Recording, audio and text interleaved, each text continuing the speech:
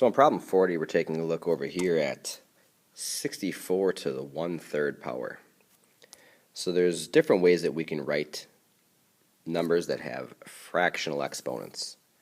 So our denominator, the 3, is actually going to be the root that we are taking. So this would be 64, and I'd be taking the third root of that. So this 3 goes there.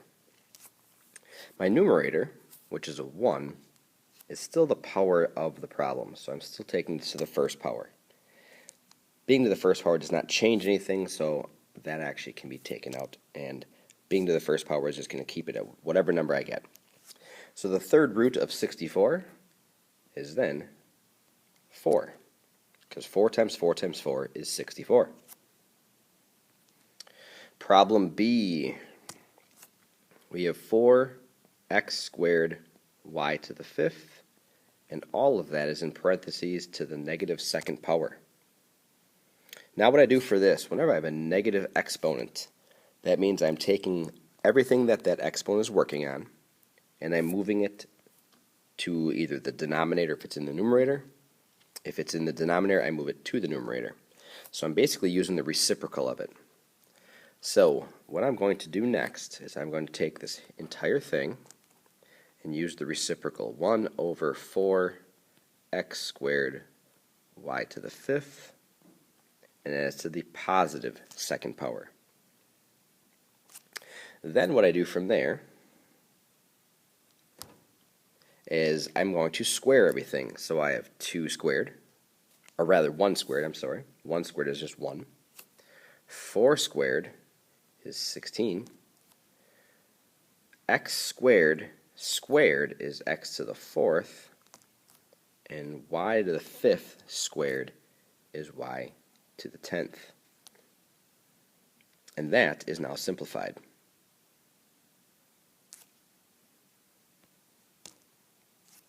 Problem C. As I look at this one, 2x squared y to the negative 3rd, the only thing that has a negative exponent here is y, and times 3x to the negative 1st, y to the 5th. The only thing here with a negative exponent is this x.